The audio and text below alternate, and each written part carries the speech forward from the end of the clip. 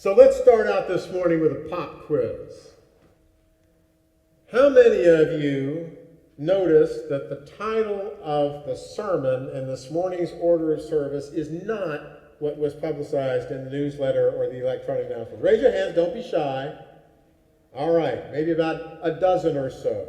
Well, for those of you who noticed, I praise you for your attentiveness.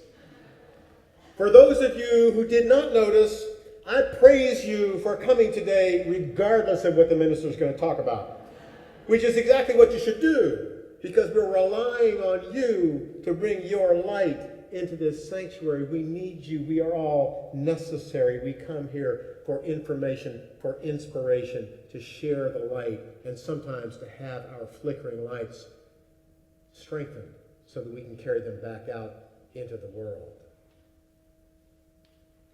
I've been thinking a lot about focus lately, so much so that I abandoned my plans to explore a sermon topic that interested me in favor of one that I felt was necessary for you.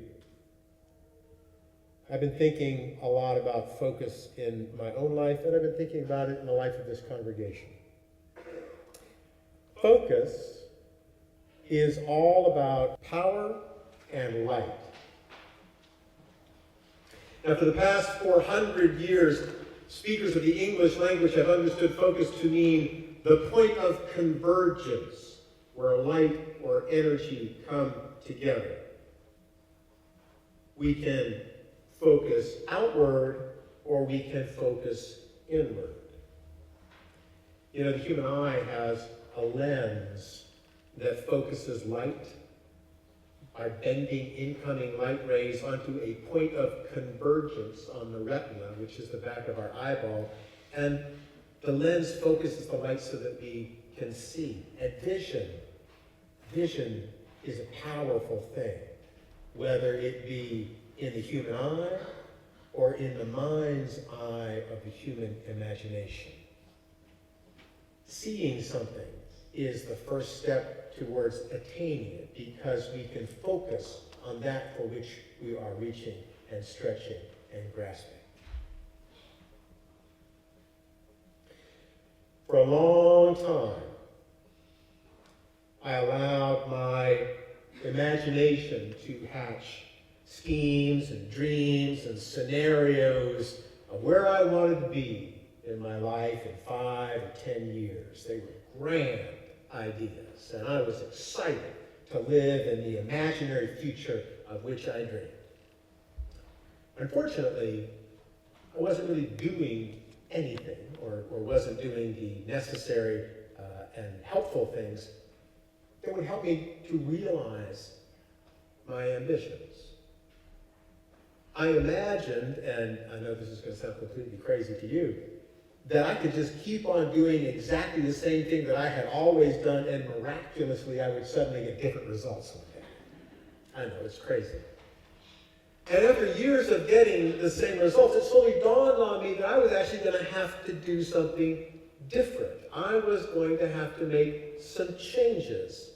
If I wanted to realize my aspirations, then I really needed to set some definite goals and focus my energy on achieving them. One of the most influential American women of this young 21st century said, "Energy is the essence of life. Every day you decide how you're going to use it by knowing what you want and what it takes to reach that goal, and by maintaining focus." Those are the words of Oprah Winfrey, a person who knows something about maintaining focus and reaching goals.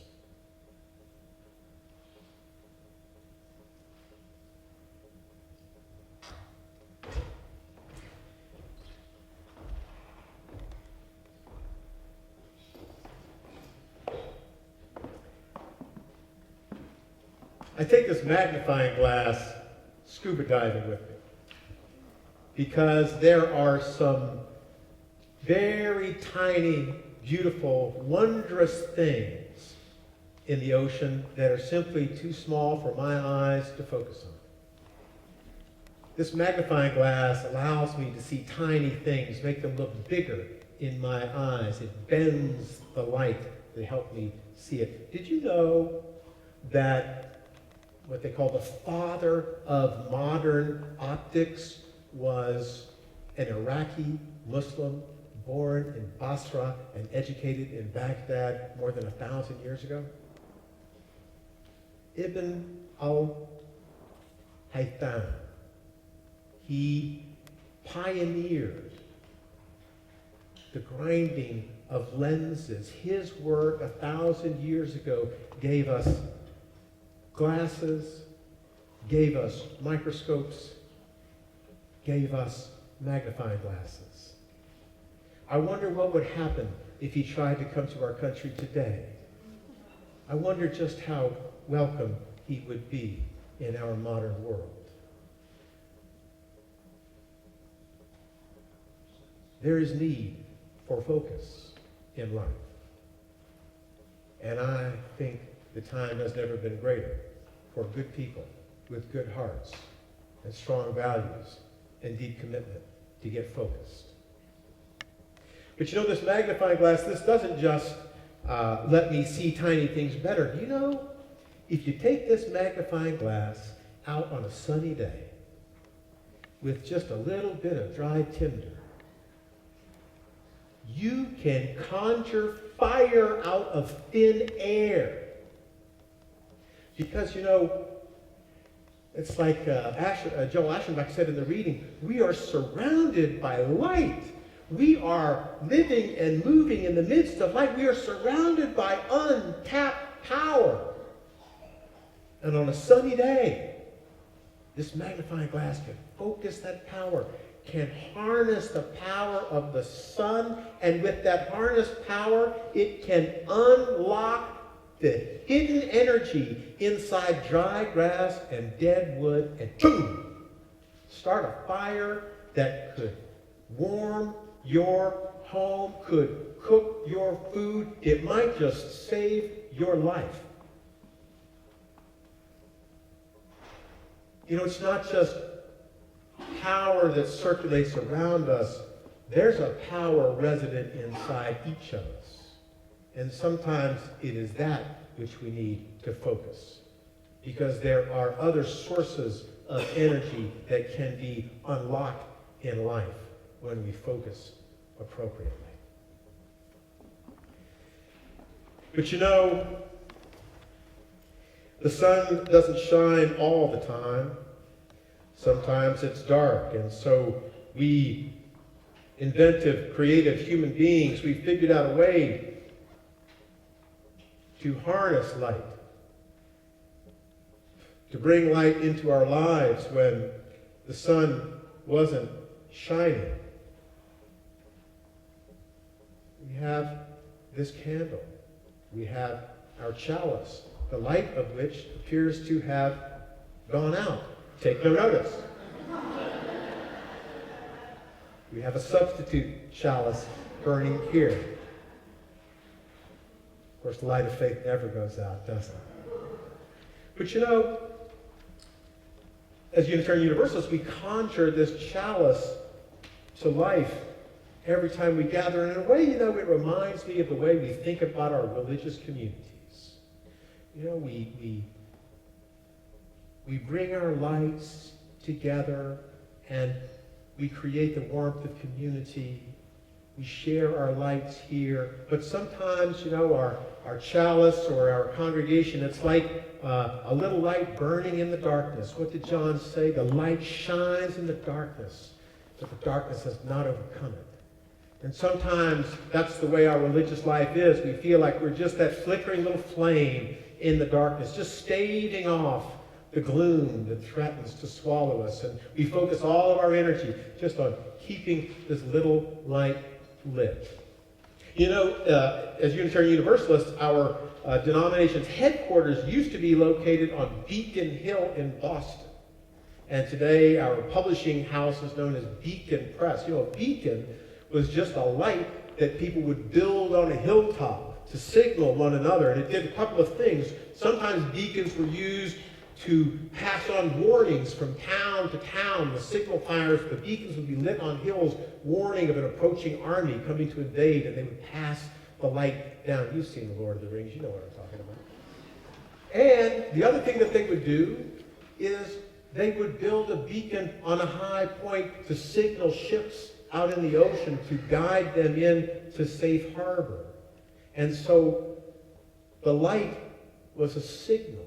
But you know, you got to get kind of close to a candle tower to read by it. You got to get kind of close to shore to see that signal fire burning on a hill. And so our wise and inventive ancestors realized that if you can take a panel of metal or maybe a piece of glass and you shine it up, you can put it around the light and you can direct the light in a particular area. You can channel the light. You can focus the light.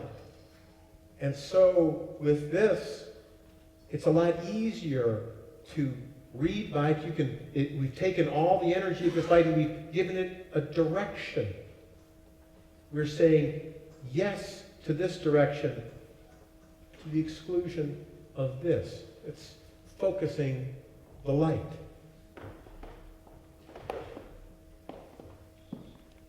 Being wise and thoughtful and inventive people, we figured out that there's such a thing as artificial light.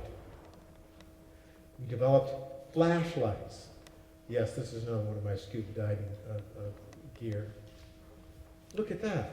Look at how bright that light is. We can really shine this artificial light. And you know, it's the same principle. A flashlight is just an artificial light surrounded by a finely polished dome that reflects the light. You see, the more tightly the dome is narrowed and the brighter it shines, the more you're able to project the light into the distance. You know, with a flashlight, instead of just sitting around a candle, with a flashlight, you can go out into the gloom. You can shine your light out into the darkness. You can go out looking for lost things. You can go out looking for your lost car keys, maybe for a lost soul, if you're prepared to direct your energy out into the gloom. There are a lot of lost things in this world. They may be right here, right now. Maybe you. Maybe that's why you're here this morning. With the light, we can project our energy into the world, into the places where it's needed. And I will tell you, there are places in this world that need our light now more than ever. But you know, there's a different kind of light, and a more amazing kind of light still.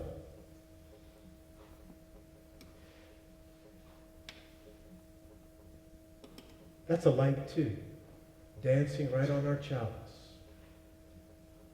It's a laser beam. Now, I'm no physicist, and those of you who are can correct me after the service, I promise. But you know, laser, light is, as the reading said, is light a particle or a wave? Yes. And light coming out of that candle comes out at different wavelengths. Some are like that, some are like that. What a laser does is it takes light and it takes all the particles and puts them on the same wavelength. And that is why lasers are so powerful. Instead of the light just doing its own thing, the light is channeled, boom, onto a point. You know, lasers are amazing. You can do all sorts of things with a laser. You know, with a strong enough laser, you can cut stone, you can cut steel. You know what the hardest naturally occurring substance is in the world? Diamond! You can cut it with a laser. That's how powerful focused light is. And you know, with lasers, we perform surgery. Surgery. You can use a laser to perform surgery on the human eye. It's called LASIK. You know, sometimes the focused energy, the focused light in our religious community needs to do a little spiritual surgery on some of us. You know, there's a famous passage from Jesus in the New Testament that says, why are you trying to take that speck out of your brother's eye when there's a log in your own? Sometimes we need a little spiritual LASIK surgery done on us. And we need the power of community to help us heal ourselves. Because we are not all whole, and we're not all holy all the time. That's part of the power of community, is to help heal us. And I'll tell you,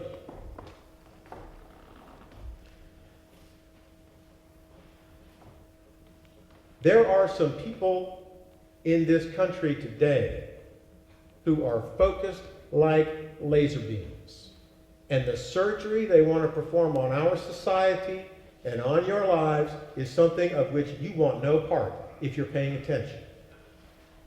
There are a lot of people, good-hearted, kind, loving people, who are prepared to let their light shine like a little candle, when there are other people in the world who are going to focus theirs like a laser beam. I think it's time for some of us to get focused, because the world needs us to project our values into society. It's critically important. It's critically important that we do that now.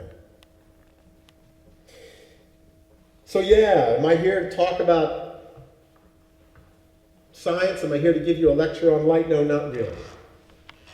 Here's the thing, friends.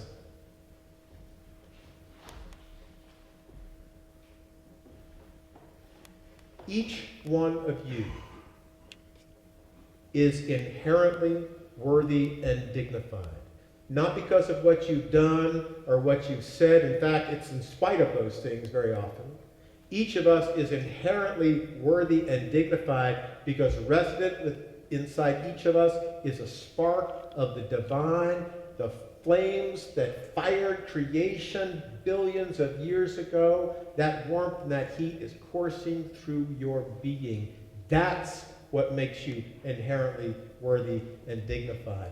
That's the real light that we bring in when people bring their light into a religious community. It's not a candle, it's the fire within. And when we bring that into a community, we add our light together. And communities, religious communities at least, give us a safe space to be together so we can be warm together and we can have the light of reason and we can examine ourselves. And that's wonderful. But you know what? The best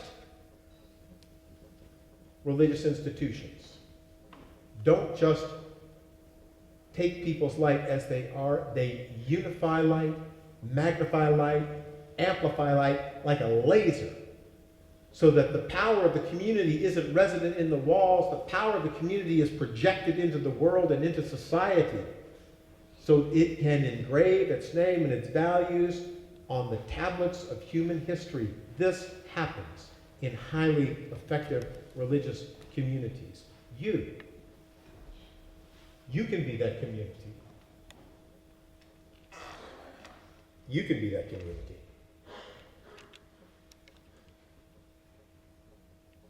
You know, the famed salesman and author Zig Ziglar said, I don't care how much power, brilliance, or energy you have, if you don't harness it and focus it on a specific target and hold it there, you're never going to accomplish as much as your ability warrants. Now, I have been serving as your interim minister for a little over a year and a half, and I know you to be a community of great power, great passion, and great potential. And what I don't see is a clear and compelling purpose that is focusing your energy in a particular direction.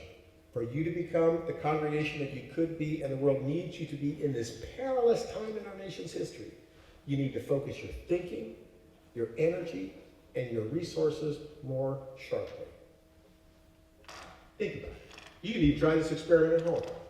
Go home today, put a big pot of water on the stove, and bring it to a rolling boil. and the steam will just escape into your kitchen. It'll make the air hot and humid. And that's it. And it'll dissipate. You boil enough water and channel and direct that steam through a turbine, you can generate enough electricity to power a city. That's how nuclear power plants work. They just channel steam. Focused energy creates power. Focused energy in communities creates power too.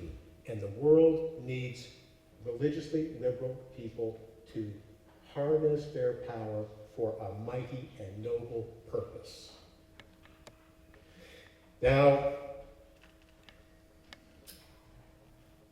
if your new minister arrives in the fall, I know that some of you are thinking, that's terrific. Our work is done. Let's just relax and let her or him do whatever, and things will be fantastic. I know this is going to come as a shock to your system, but I'm going to say it anyway. If you think that your new minister is going to make all the difference in the world and you can just keep doing what you've always done and you're going to get different results, it's not going to happen. You're going to get the same results you've always got. Life teaches us that. When your new minister comes, at some point shortly thereafter, you're going to have to sit down and ask yourselves, what great purpose does this particular religious community exist to fulfill? And then you're going to have to ask yourselves, what makes us uniquely different from every other organization, religious or otherwise, in Essex County? Why would a person pour their time, their talent, their treasure into this institution? Focus your thinking. And once you know what it is you want to achieve, then you can organize yourselves as a community to achieve these goals. How is our organization structured to most effectively pursue our goal? What are the lines of authority, responsibility, and accountability within the organization? What tasks are so important that we need to pay people to do them for us? Organization, governance, staffing, stewardship, these are all issues that I've been talking with your Board of Trustees about for well over the past year. And you're going to need to channel your energy. And I'm going to say this, and I know it's going to be a culture shift for you, because I understand that it's been the culture of this congregation that when somebody gets a hot idea, they say, hey, I want to do such and such, and everybody goes, okay. And they go off and create a new program, or a new committee, or a new staff position, or they renovate a room. Because you want to say yes to everybody.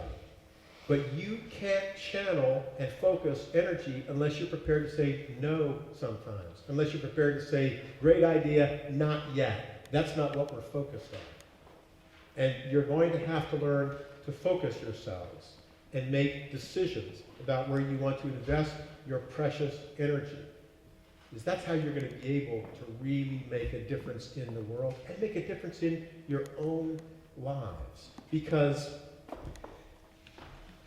each one of you is going to go out into your busy everyday lives, your work life, your family life, your neighborhood life, and you're going to need to be charged up with the charge of the soul to tackle whatever task is waiting for you, whatever challenging conversation is going to be had over your Thanksgiving dinner with a family that may not agree with you. This congregation needs to equip you for that, and collectively it needs to unify, amplify, and magnify your power as a congregation so that you can go out into the world and witness for justice and heal the brokenness and stave off disaster. Who's going to do it if you don't?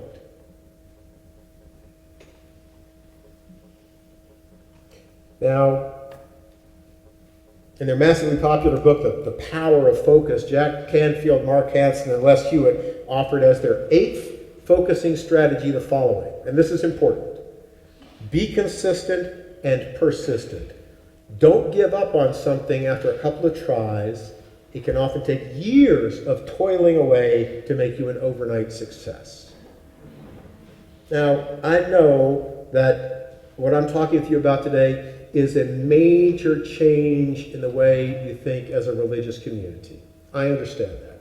You're not going to go from a candle to a laser overnight. Don't expect it of yourselves.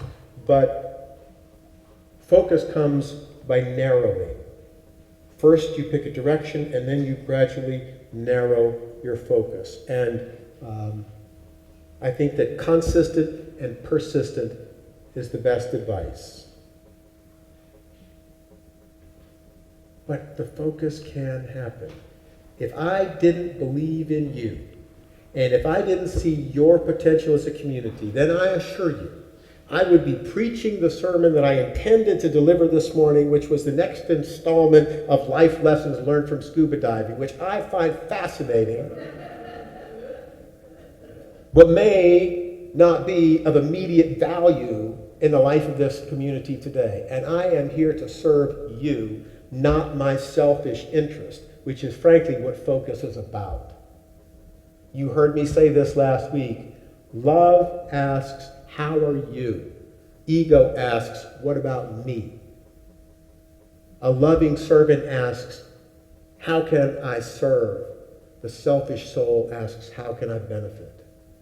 And I'm here to serve you and lead you because the world needs you, and I know how powerful you are already.